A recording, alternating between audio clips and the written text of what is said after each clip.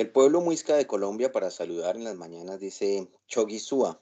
El pueblo indígena muisca está en las montañas del país, especialmente en el centro del país. Hoy inauguramos una nueva sección de Somos Abyayala, de Somos una América Abyayala, con Ingrid Cárdenas, investigadora del colectivo Agrario Abyayala, geógrafa de la Universidad Nacional y pronto magíster en Derechos Humanos de la Universidad Javeriana de Colombia. Buenos días, Amapola, ¿cómo estás hoy? Hola Chote, ¿cómo estás? ¿Cómo va todo? Bien, bien, muchas gracias, muy contentos de tenerte en esta primera iniciativa de hacer estas videollamadas donde vamos a estar conversando con diferentes líderes de movimientos y jóvenes que hacen parte de Somos Abyayala y que han estado haciendo un ejercicio de acompañamiento y de trabajo directamente con comunidades rurales del país. Como les venía contando, Amapola ha estado trabajando en la implementación del Acuerdo de Paz de Colombia, específicamente en el tema de tierras, que fue el punto más discutido del acuerdo. Y nuestra primera pregunta clave va en relación con, ¿está o no cumpliendo el gobierno de Colombia el punto uno del Acuerdo de La Habana sobre la reforma rural integral?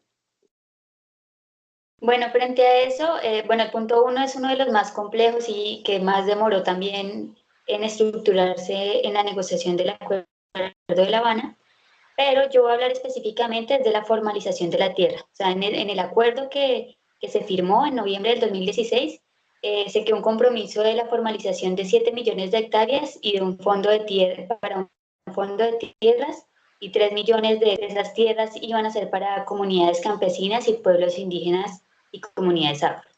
Frente a este es un solo elemento del punto uno que se llama reforma rural integral y que tiene otros elementos, cada uno con una línea de implementación diferente, pero que están relacionados con la tierra.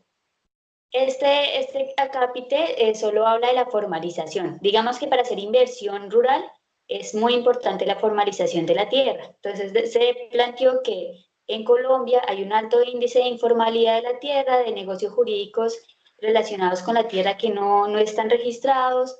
Realmente no se tiene un diagnóstico claro de en qué estado actual está la formalización de la tierra en Colombia o qué grado de acumulación de tierras hay. Bueno, son datos que antes no se han priorizado y no se tienen datos actuales de ese estado en las zonas rurales. Así las cosas, después de la firma del acuerdo, surgió como toda una iniciativa de empezar a mirar esas temáticas, el tema de tierras, el tema de actividades productivas para el desarrollo rural. Entonces, muchas políticas públicas y todo el marco legal del gobierno anterior, que fue el que firmó el acuerdo de paz con la guerrilla de las FARC, iba enfocado a eso. Se priorizaron 16 municipios que fueron los que más sufrieron el conflicto armado durante 50 años o más. Y a partir de ese primeros enfoques, de esas, como pilotos de esos municipios priorizados, se implementaron diferentes rutas. Entonces, ¿cuáles fueron las rutas más relacionadas con la tierra? Los PDETs, que son los planes de desarrollo con enfoque territorial, liderados por la Agencia de Renovación Territorial, y que tenían como fin mirar el potencial de desarrollo, el potencial de inversión para actividades productivas en esos municipios. Entonces, hay una entidad que lo desarrolla, hay una política pública que la soporta y hay todo un equipo de trabajo haciendo ese diagnóstico. ¿Qué otro mecanismo funcionó? Bueno, puedo nombrar solo los dos que más conozco. El otro son los planes de ordenamiento social de la propiedad rural. Funciona de la misma manera, son liderados por la Agencia Nacional de Tierras, que es otra entidad con un marco legal establecido después de la firma del acuerdo y que tiene un equipo de trabajo que participa en esos mismos territorios. Entonces son 16 municipios que van a tener PDETs, que son planes de desarrollo con enfoque territorial, y van a tener planes de ordenamiento social de la propiedad rural. Yo 16 regiones y 170, más de 170 municipios, ¿verdad? Eso es lo que hace referencia. Ajá, ok, Sí. bien.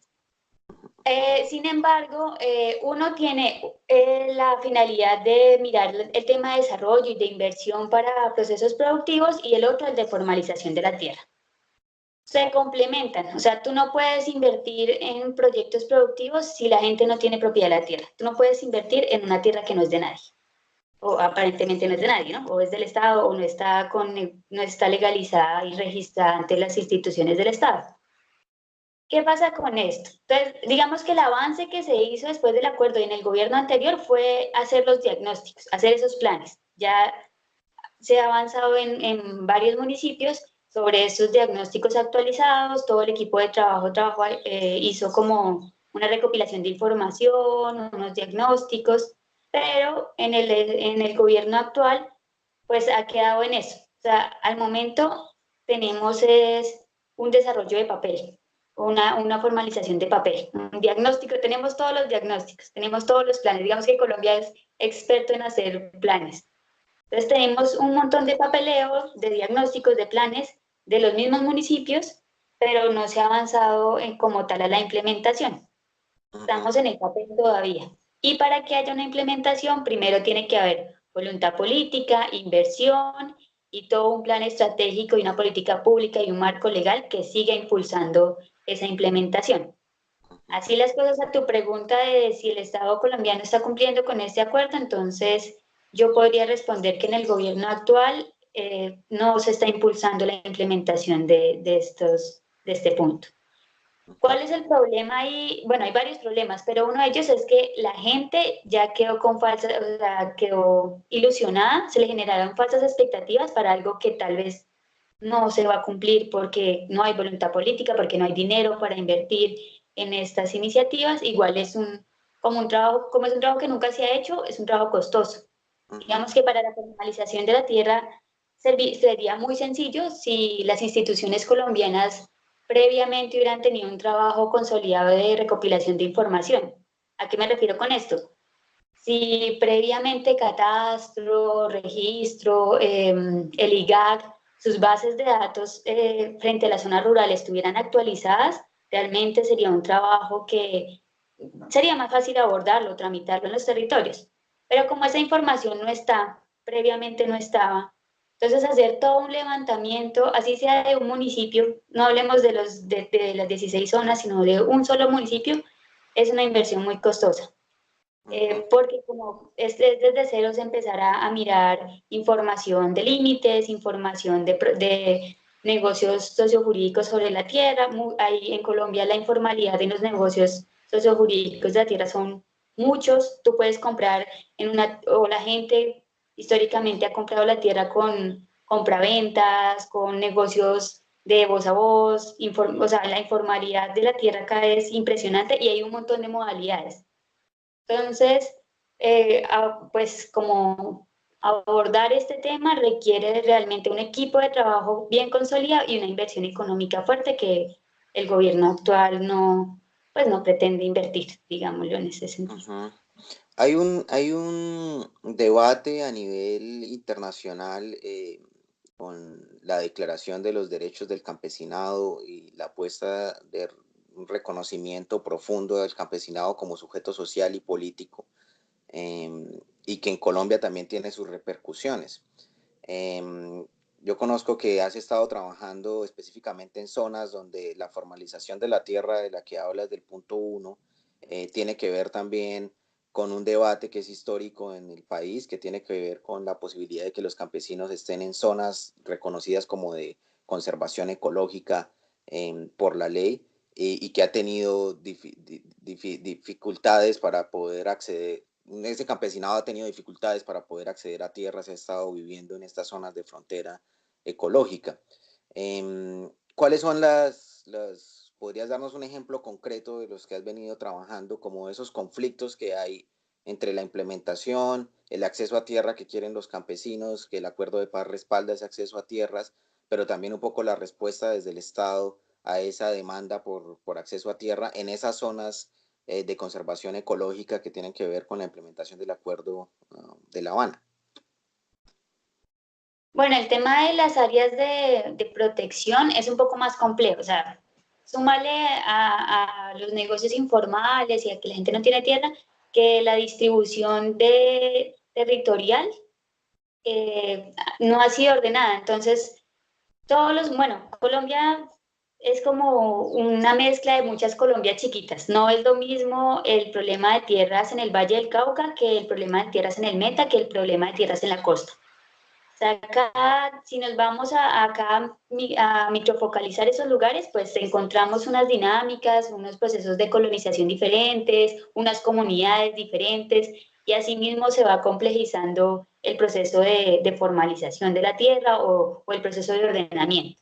Entonces es muy complicado lograr homogenizar como la problemática, pero voy a hablar como de unos casos específicos que logro identificar y que son diferentes también uno del otro. Entonces, ¿qué pasa? Conozco dos ejemplos claros, que uno es en el Meta y otro es acá en el Valle del Cauca, donde me encuentro en estos momentos. Y en el Meta, por ejemplo, existen muchas figuras de conservación. Colombia y creo que varios países latinoamericanos tienen unos compromisos internacionales para la conservación. Entonces, crea unas figuras de conservación que hacen parte del Sistema Nacional de Áreas Protegidas, como son los parques nacionales, las zonas de reserva forestal, las áreas de protección, los distritos. Bueno, hay varias figuras que no las puedo nombrar en este momento, no las tengo acá como a la mano, pero estas figuras de ordenamiento pueden estar en un mismo municipio.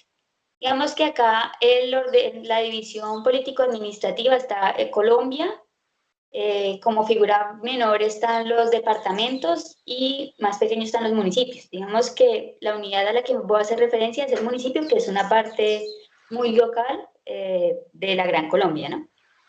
Entonces, en un solo municipio podemos tener varias figuras de conservación. Podemos tener un parque nacional, pero también ese parque hace parte de un área de manejo especial de la Macarena y tiene unas zonas de amortiguación y unos distritos de manejo y unas áreas. Entonces, si hacemos, no sé si puedo utilizar un papel, si tenemos un Claro. municipio, entonces hay muchas figuras de conservación que están sobrepuestas, que se crearon. Entonces tenemos un parque nacional, tenemos distritos de manejo integral, zonas de amortiguación, áreas protegidas y puede haber una grande que sea un área de manejo especial de la Macarena, por ejemplo.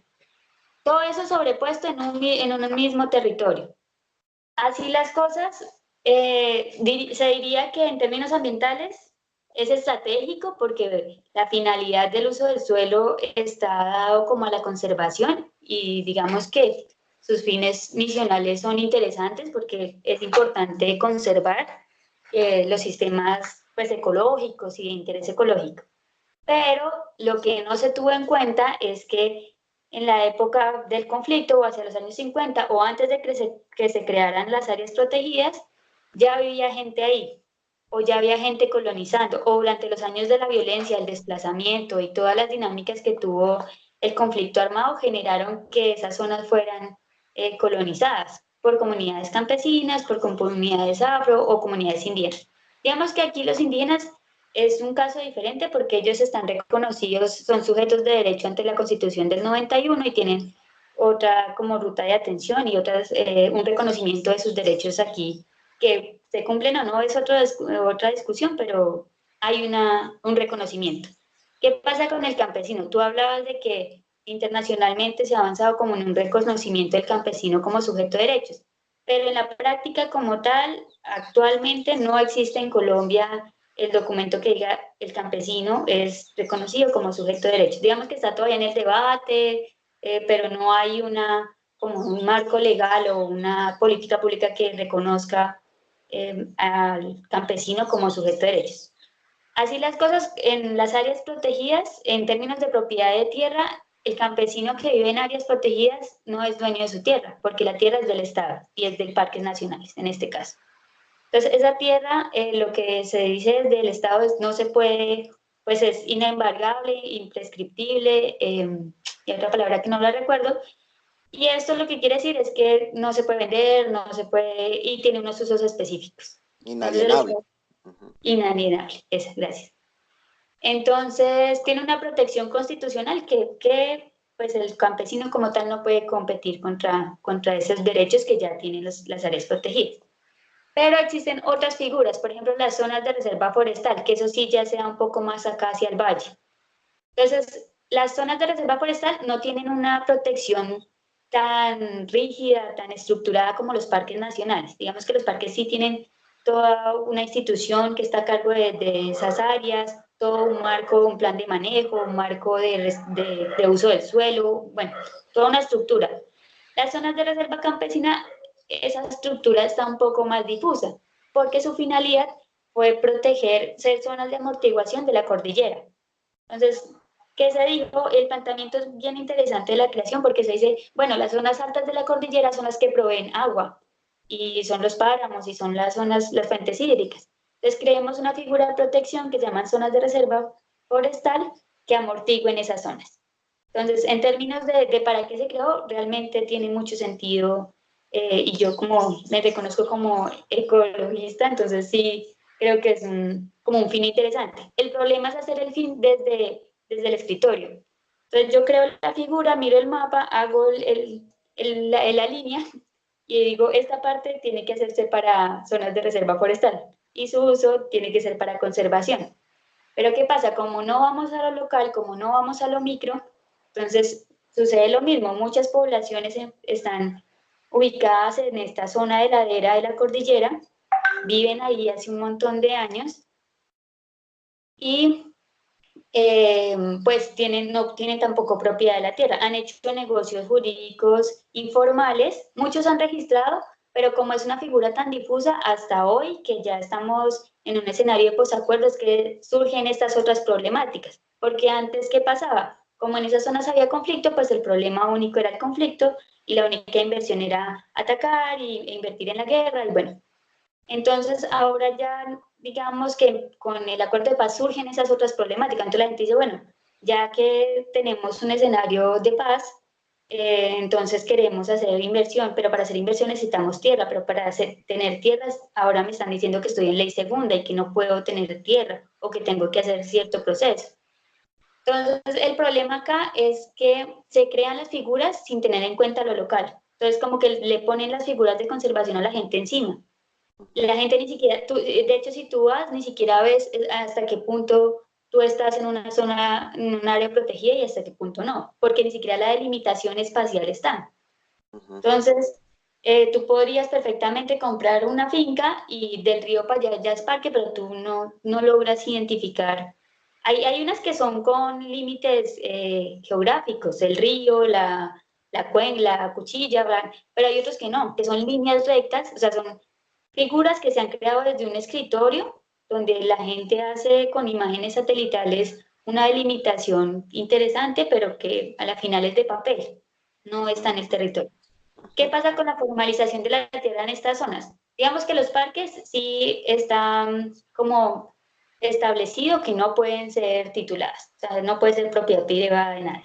Son de parques nacionales y parques nacionales es del Estado. Ahí, por el momento, no hay nada que hacer. ¿Qué pasa con las zonas de reserva forestal, que son otra figura? Entonces, las zonas de reserva forestal tienen tres categorías, A, B y C. Una de ellas es más restrictiva que las otras. O sea, las que están en la zona más alta, obviamente, son más restrictivas en el uso del suelo que las que están en la zona baja, o sea, en la montañosa. Así las cosas, lo que hace el Ministerio de Ambiente, que es la entidad encargada de estas zonas, es dar, esas zonas se pueden sustituir, o sea, yo puedo hacer un reclamo antes, digamos, la ley, te digo cuál, sí, la ley 135 de 1961 permitía la titulación de zonas de reserva forestal para comunidades campesinas. Ahí hay un dato importante y es que en 1960 es la primera vez que se crea un parque nacional natural. Y al año siguiente se crea la ley 35 de 1961 que dice que los campesinos pueden titular zonas de reserva forestal. Ahí fue interesante porque muchos campesinos empezaron a a pedir la sustitución y titular sus tierras, no hay problema. Muchos otros no lo hicieron. Entonces, ¿qué pasa? Que hoy, si el Ministerio de Ambiente sustituye todas esas tierras, pues ya no existe la reserva de ley segunda, porque entonces todo queda... Pero ¿cómo mediar eso? O sea, ¿cómo mediar si la gente no puede vivir en las zonas, por ejemplo, para el Valle del Cauca, un municipio, por ejemplo, Pradera? La zona plana está caracterizada por monocultivos de caña, toda la zona de ladera, toda la zona plana. Entonces, cuando vamos, ¿qué le ha tocado a la gente que tiene otros cultivos o a los campesinos que han sido desplazados por ese monocultivo? Irse a las zonas más altas. Ujú, Sabemos que las zonas más altas tienen más restricciones ambientales, pero la gente no puede habitar en estos momentos las zonas planas porque son de los ingenios azucareros. ujú, ¿Cómo se le soluciona el problema de propiedad a estas personas? ¿Se les sustrae de la zona de reserva campesina? El año pasado salió como una ley que decía que el Ministerio de Ambiente podía dar contratos de uso para estas zonas. El contrato de uso es como que te dicen, tú puedes trabajar acá y puedes darle estos usos que están permitidos en esa zona, pero no te permite la propiedad. ¿Y qué es lo que demandan las comunidades? Ellos quieren tener la propiedad sobre sus tierras, ser dueños porque al tener propiedad pues adquieres derechos. Es una ujú. cuestión también de derechos. Cuando hablas de todos estos conflictos, estamos hablando a nivel institucional y de los desafíos que crea la construcción de paz, las nuevas instituciones, las nuevas políticas públicas, pero sin embargo, desde la implementación misma del acuerdo de paz y antes, hemos visto que hay una parte de la sociedad colombiana que le está haciendo oposición al acuerdo de paz. En los temas de tierras, esta oposición se siente más fuerte y hay unas posiciones desde los gremios de los ganaderos, de los grandes empresarios, que han catalogado como el acuerdo de paz como contraproducente para la historia reciente del país. ¿Por qué tanto opositor a la implementación de un acuerdo que, como mencionas, está buscando garantizar derechos para un campesinado, para pueblos indígenas, para pueblos afros afectados por la guerra en Colombia? Bueno, aquí el tema de los opositores del acuerdo, quiero hablar específicamente si se oponen al proceso de formalización de tierras, porque pues me imagino que también se oponen a un montón al tema de género y se oponen a un montón de cosas, pero voy a hablar específicamente si hay oposición frente a la formalización de la tierra.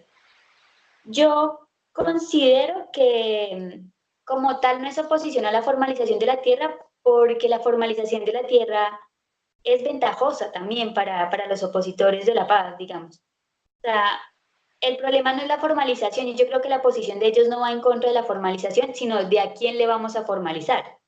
Entonces, como dije antes, esto garantiza unos derechos sobre la propiedad, pero ¿le queremos garantizar los derechos de la propiedad al poblador rural, a los indígenas, a los afros, a los campesinos? ¿O preferimos garantizarle los derechos a las empresas, a los, a los grandes latifundistas, bueno, a los propietarios de grandes hectáreas?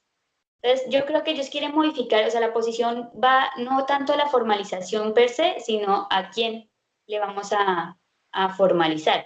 Y es un caso claro, o sea, la formalización busca primero identificar cuáles son los baldíos de la nación, los famosos baldíos, porque en el acuerdo se dice, sí, hay baldíos de la nación, hay que formalizarlo, pero Colombia ni siquiera sabe cuáles son los baldíos, cuáles sí, cuáles no. Entonces, es lo que dije al principio de que hay una desactualización de información grande, es lo que nos lleva a mirar las problemáticas territoriales, y es ni siquiera sabemos cuáles son los baldíos del fondo de tierras. Entonces miremos a ver dónde es que están esos famosos baldíos. Y cuando llegamos, pues después de tantos años, esos baldíos ya están ocupados, que pueden estar ocupados por comunidades campesinas que colonizaron o que fueron desplazadas y llegaron allí, o pueden ser ocupados por empresas multinacionales, por ingenios, por petroleras, por no sé.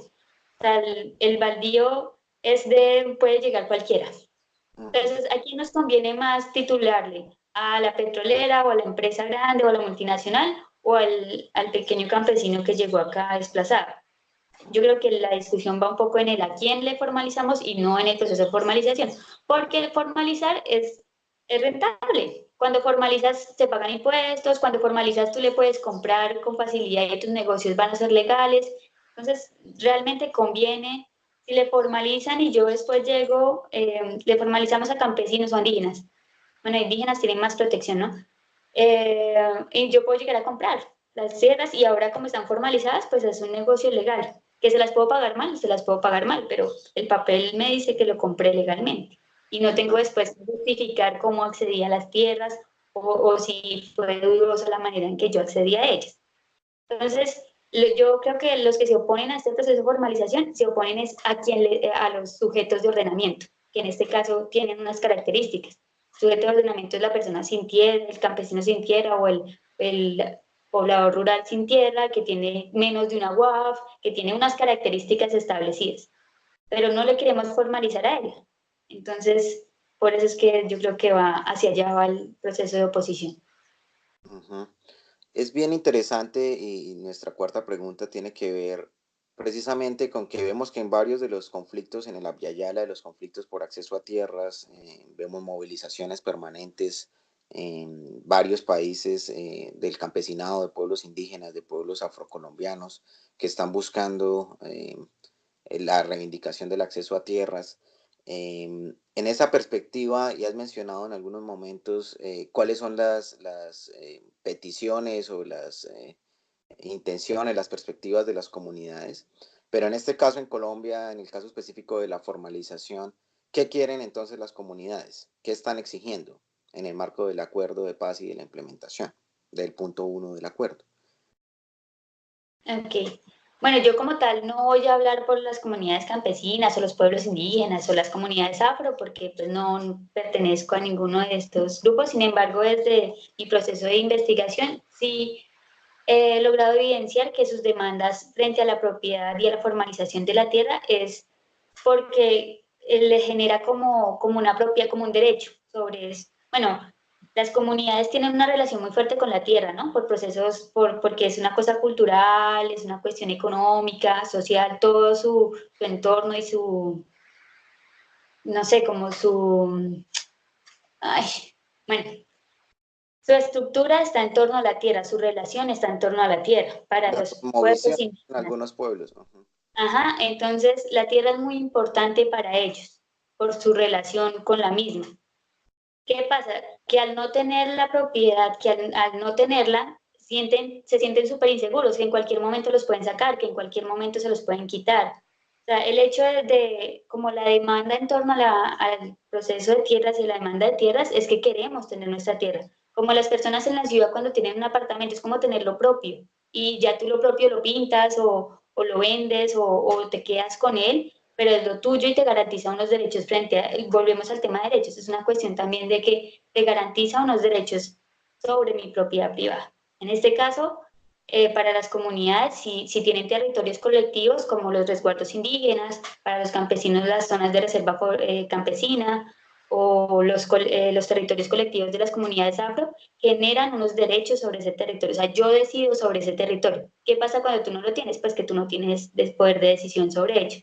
Yo creo que eso es, y en varios espacios ellos han demandado como ese poder decidir sobre sus tierras. Y Ujú. se lo garantiza la propiedad formalizada. O sea, cuando el Estado reconoce que esto es mío, pues reconoce que yo debo tomar decisiones o debo participar en la decisión de este territorio. Ujú. Gracias, Amapola.